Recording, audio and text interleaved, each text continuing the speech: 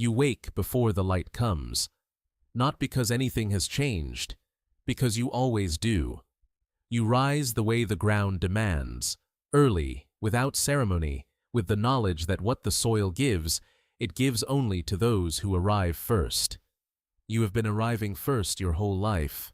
You are the firstborn of everything. The first child ever pulled into the world, and your mother had no one to tell her how it would feel, no older woman to sit beside her and say, "This is normal. This is how it goes." You came into existence the way your father came from the ground, without precedent, without instruction. You select the grain in the gray pre-dawn, moving through the bundled stalks with hands that carry every scar the field has ever given you. The offering is not hurried. You have done this before. You count 43 heads, the heaviest, the most perfect, the yield of the hardest plot you work, the northeast corner where the soil seems to fight back regardless of season. You bind them with a strip of undyed cloth. You have thought about this for weeks. What to bring, how much, whether 43 is enough or whether enough is a number that keeps moving. Abel's flock is already visible on the hillside, white shapes in the pale morning, drifting slow. He moves among them the way water moves, without effort, without argument, as if the ground beneath him agreed to his weight the moment he was born. You carry your bundle to the altar, and you lay it down, and you wait.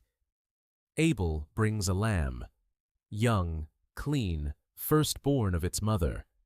He holds it the way he holds everything, gently, without performing the gentleness.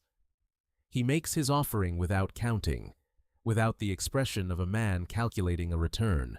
The smoke from his altar goes straight up, vertical and clean, a column pressed against the pale sky like a hand raised in a room where someone is finally asking the right question.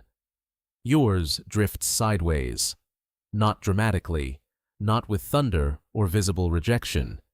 It simply goes horizontal, thins, and disappears into the air as if the air had no use for it.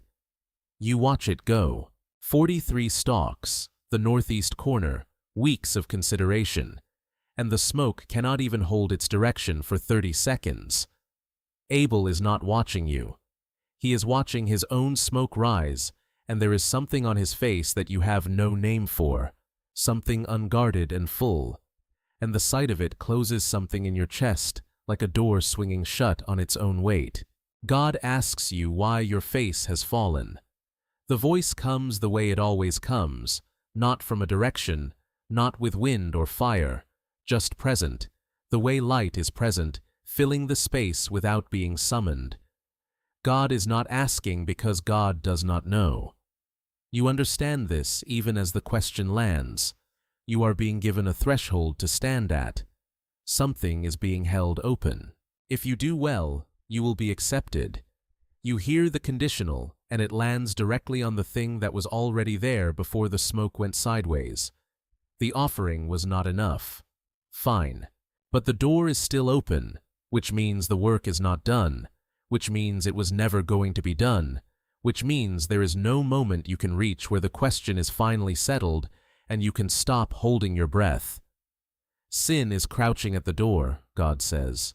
Its desire is for you, but you can rule over it. You hear all of this.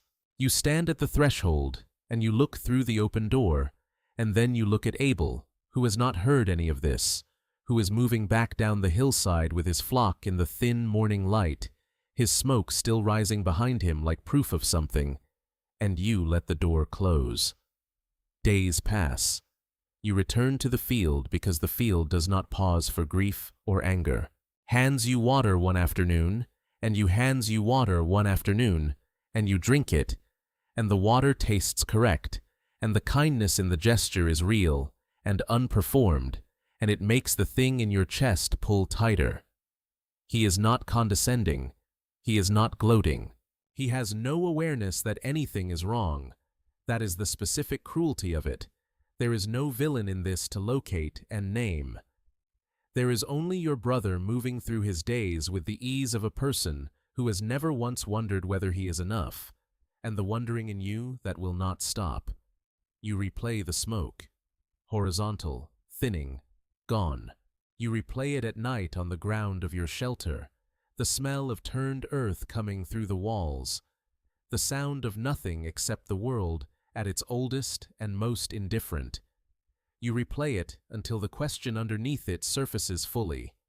If God receives Abel and does not receive you, what exactly are you? Not what did you do wrong. What are you? You speak to Abel. The oldest records differ on whether there was an argument first. What they agree on is that you brought him somewhere, that you chose a location. You tell him to come out to the field, your field, the one you know by scar and memory, the northeast corner where the soil fights back. Abel follows without hesitation. He has no reason to hesitate. The concept does not exist yet. He is the second person ever born, and his brother has asked him to walk somewhere, and he goes, the way you would go, the way anyone would go, because the idea that a brother could be a threat has never had to occur to anyone until right now. You are about to invent it. Afterward, you expect the pressure to release. It does not. The silence that follows is not peace. It is the absence of Abel, and the absence of Abel is immediately, incomprehensibly, permanent, in a way you did not calculate. You wanted to end the comparison. You have instead fixed it in place forever. He will have always offered from life, without calculation. His smoke will have always gone straight. You cannot revise it. You cannot go back to the altar and try again with a better posture and see if the smoke changes this time. The 43 stalks and the sideways smoke and the firstborn lamb and the straight smoke are now the whole story, crystallized, unchangeable, every detail locked. The ground at your feet is drinking. The soil that has resisted you your entire life, that has required every negotiation, every early morning, every scarred hand, opens for this without effort. It takes what you have given it the way it never once took your labor.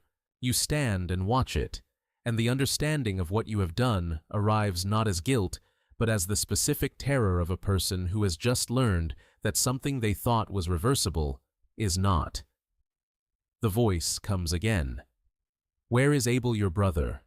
You know where he is. The question is not a request for information. It is a door, the same door as before, held open by the same patience. You stand at it and you say, I do not know. Am I my brother's keeper? The word keeper comes out of you and you hear it.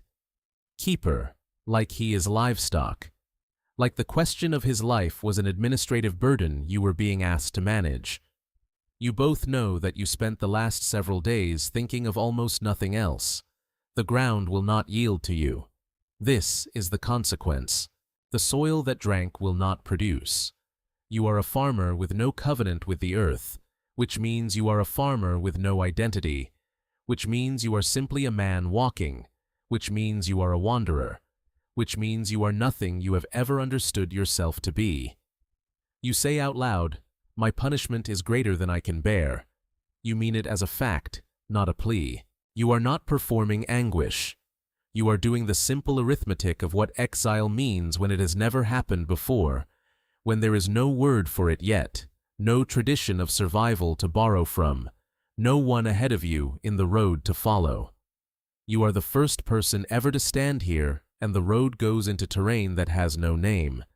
Then God marks you, not to punish, to protect. Anyone who kills you will suffer sevenfold. The authority that just stripped everything from you has made you unkillable. You wanted to be seen. You wanted to matter in a way that could not be revoked. The mark is on you now, and everyone who encounters you will recognize it, and no one will touch you, and you will never again be overlooked, and the attention is total and permanent, and it is the answer to everything you ever asked for, and it arrived through the only door you were willing to walk through. You turn east. The text says it plainly, away from the presence. That is the real loss, not the ground, not the proximity to the garden, but the conversation itself. Your whole life, Whatever was broken and unresolved between you and God, you were at least inside it. The conversation was difficult, and the smoke went sideways, and the offering was not received, but you were in it. East means you are no longer in it. East means the distance is yours now. The wandering is yours. The building will be yours. You will have a son, and name a city after him, and the city will stand. But the presence will be behind you, and you will be walking away from it for the rest of your life. You walk, and somewhere in the first mile the thought arrives. Abel gave from life itself, without calculation. No bid behind the gesture. No held breath waiting to see what returned. He did not give in order to receive. He gave the way a person gives who is not keeping score, because it has not occurred to them that the relationship required a score. The difference was never the grain versus the lamb. The difference was the posture of the heart that stood behind the hand holding the offering. You killed the one person who could have shown you how to do it. The lesson was available the whole time. It was right there on the hillside, white shapes in the morning light, a man who never wondered whether he was enough. You put him in the ground, and now you are east, marked and unkillable, and walking toward a city that does not exist yet, carrying the one question you destroyed your only teacher before asking. The first murder was never really about Abel. It was about a man who mistook God's silence for a verdict and could not survive the uncertainty long enough to find out it wasn't one. If you want to see more, click the video on screen now.